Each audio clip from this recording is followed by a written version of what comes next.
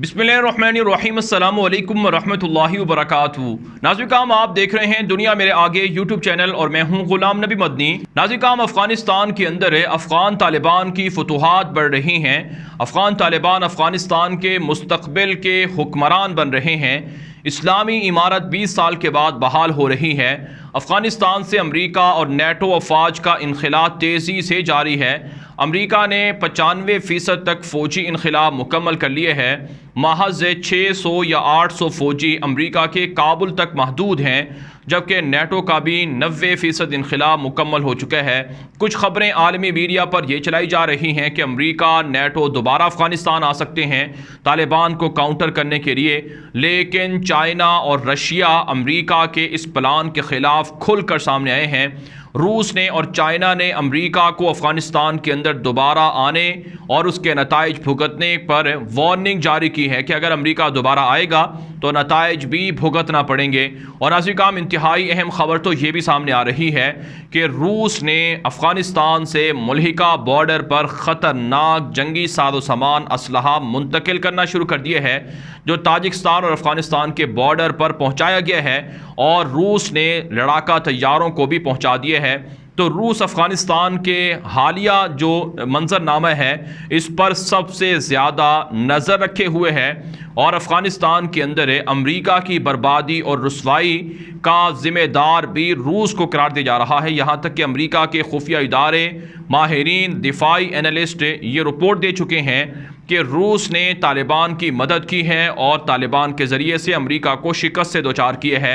गोया के Soviet union के ज़माने में 90 की दहाई में जो अमरीका को जो शिकस्त हुई थी रूस को, जिसमें अमरीका ने खुलकर तालिबान की उस वक्त के मुजाहिदीन की हिमायत की थी, तो उसका बदला सोवियत यूनियन ने अमरीका से 30 सालों के बाद लिया है। लेकिन भारत नाज़रीन, अफ़गान तालिबान भी डिनाई करते रहे हैं कि हमने ये जंग खुद लड़ी है, हमने रूस से ना तो असलहा लिया है और ना ही पैसे लिए हैं। ये अमरीका का मन घड़त इल्ज़ाम है और रूस ने भी इन इल्ज़ामात की तरदीद की है। लेकिन नाज़रीन, कुछ ऐसे हक़ाइक़ और कुछ ऐसी रिपोर्ट्स मंज़र आम पर आ रही हैं जिनसे ये बात वाज़े हो रही है कि रूस ने अमरीका को अफ़गानिस्तान के अंदर नाकों चने चबवाए हैं और अमरीका के ख़िलाफ़ मुख्तलिफ़ जगहों पर रूस बड़े बड़े हमले कर रहा है, खुफिया एक्शन ले रहा है, खुफिया हमले कर रहा है।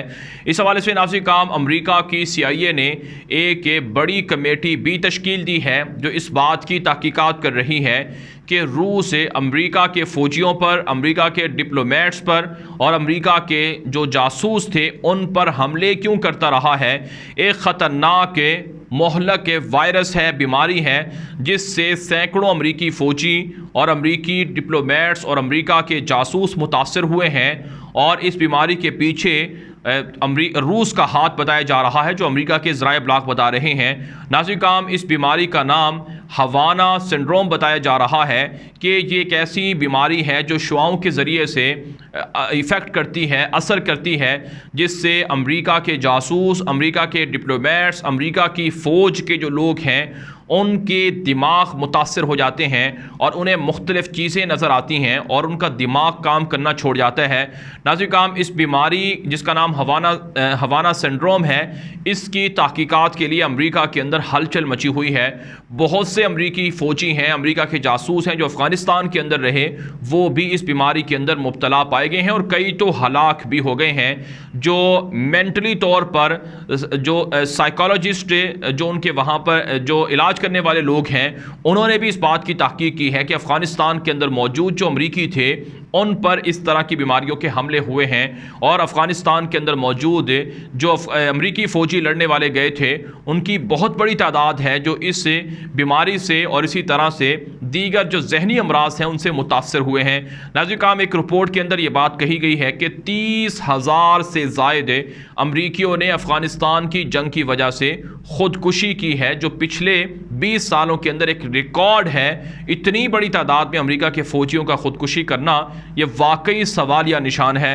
यही वजह है नाज़रीन, एक रिपोर्ट के अंदर ये बात कही जा रही है कि हर साल अमेरिका के अंदर जो फ़ौजियों की जो हाज़र सर्विस फ़ौजी हैं उनमें ख़ुदकुशियों का ट्रेंड बन रहा है। जो सालाना ख़ुदकुशियों का जो रेशो है वो तकरीबन 400 के करीब है, यानी 400 हाजिर सर्विस अमरीकी फ़ौजी अमरीका के अंदर सालाना खुदकुशियाँ कर रहे हैं। इनकी वजूहात भी तलाश की जा रही हैं, जबकि अमरीका के जो फ़ौजी अफ़गानिस्तान के अंदर लड़ने गए थे उनमें तो मुख्तलिफ जो जंग के असरात थे वो अब तक मौजूद हैं, और अब भी सैकड़ों अमरीकी हैं जो हस्पतालों में ज़ेर इलाज हैं। तो पहली मरतबा ऐसा हो रहा है कि अमरीका से ये ऐलानात आ रहे हैं, ये रिपोर्टें आ रही हैं कि अमरीका के फ़ौजी अफ़गानिस्तान के अंदर जहनी अमराज का शिकार हुए हैं, उन्होंने खुदकुशियाँ की हैं और रूस ने उन पर हमला किया है।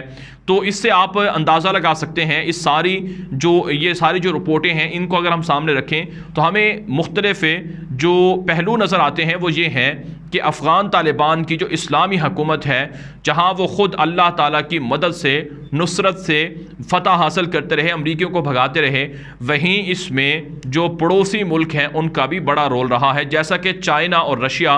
तो ये दो बड़ी ताकतें हैं जो इस खित्ते से अमरीका को निकालना चाहती हैं। तो इसलिए नाज़िर ये बात वाज़ेह हो गई है कि अफ़गान तालिबान की जो मुस्तक़बिल की हुकूमत आ रही है उसको रूस भी सपोर्ट करेगा और चाइना भी सपोर्ट करेगा। रूस और तालिबान के दरमियान अच्छी अंडरस्टैंडिंग चल रही है। जो तालिबान का डेलीगेशन है जो पिछले 2 हफ्ते पहले रशिया के विज़िट पर गया था, जिसमें सुहेल शाहीन तालिबान के सियासी दफ्तर के तर्जुमान और मुज़ाकरात के अहम रुकन, और इसी तरह से मुल्ला शहाबुद्दीन दिलावर और उनके साथ उनका एक और बड़े रहनुमा, ये 3 लोग शामिल थे जो रशिया गए थे। और ज़मीर काबलोव जो अफ़गानिस्तान के हवाले से खुसूसी मंदूब हैं, वो भी कई बार बयानात दे चुके हैं कि अमरीका और इसी तरह से अशरफ गनी की हुकूमत तालिबान से मुज़ाकरात में रुकावटें खड़ी कर रही हैं, संजीदा नहीं हैं। और ये भी वार्निंग बार बार दी जा चुकी है कि अगर अमरीका दोबारा इस खित्ते के अंदर आएगा तो उसकी इजाज़त नहीं दी जाएगी।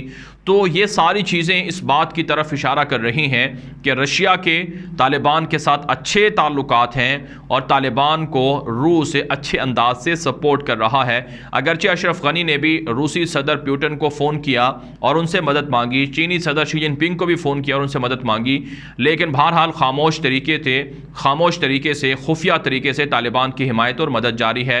इसी हवाले से नाज़िर काम ये भी कहा जा रहा है कि तालिबान की इस्लामी हुकूमत को सबसे पहले रूस और चाइना तस्लीम करेगा, जिससे अमरीका बहुत परेशान है। तो चाइना की जानिब से तो $60 अरब के मुआहदे भी तालिबान से हो रहे हैं।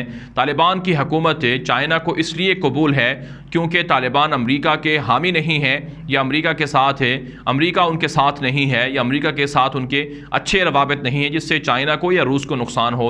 जैसा कि अशरफ गनी है कि अशरफ गनी को चलाने वाला, लगाने वाला और उनकी हुकूमत को सपोर्ट करने वाला अमरीका है, तो ये किसी भी सूरत चाइना और रूस के मफाद में नहीं है। फिर जो वाखान कॉरिडोर है जहाँ पर सुबह बदख्शां के अंदर ये डिस्ट्रिक्ट है, यहाँ से चाइना अफगानिस्तान के अंदर बड़े प्रोजेक्ट शुरू करना चाहता है। पाकिस्तान के CPEC मंसूबे को वाखान कॉरिडोर के ज़रिए से सेंट्रल एशिया तक पहुँचाना चाहता है और रशिया भी इसका हिस्सा बनना चाह रहा है। तो इसलिए मुआशी तौर पर जो मंजरनामा बन रहा है, सियासी तौर पर जो मंजरनामा बन रहा है, वो तालिबान के हक़ में है और तालिबान और रूस और चाइना के हक़ में है। इसलिए इन तीनों के राबते हैं। पाकिस्तान भी इस ब्लॉक का हिस्सा है जिस पर अमरीका परेशान है और मुख्तलिफ बीमारियों का सहारा लेकर या मुख्तलिफ बीमारियों के ज़रिए से रूस को टारगेट कर रहा है, लेकिन रूस ने डिनाई किया है कि वो इस तरह की बीमारियों का हिस्सा नहीं रहा है। नाज़िर अफगानिस्तान के अंदर अफगान तालिबान की गिरफ्त मजबूत हो रही है।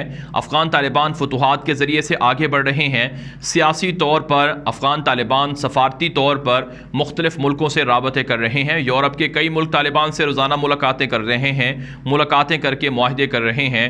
रशिया, चाइना, पाकिस्तान और यूरोप के दीगर ममालिक तालिबान के हक़ में हैं, जबकि जो तुर्की का रोल था अफगानिस्तान के अंदर तालिबान की मुखालफत में, इस पर रशिया ने और चाइना ने भी तुर्की को वार्निंग दी है।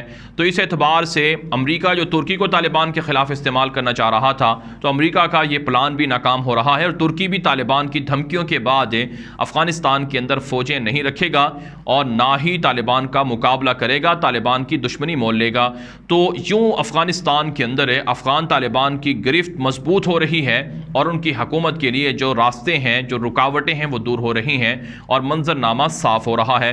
नाज़िर काम इस वीडियो के हवाले से जो आपकी राय हो कमेंट के ज़रिए से ज़रूर पहुँचाएँ। मज़ीद ख़बरों के लिए आप हमारे ट्विटर अकाउंट को दुनिया मेरे आगे भी है और ग़ुलाम नबी मदनी के नाम से भी है, इन दोनों ट्विटर अकाउंट को फॉलो कर लें, जहाँ पर आपको लम्हा बलम्हा अपडेट्स मिलती रहेंगी।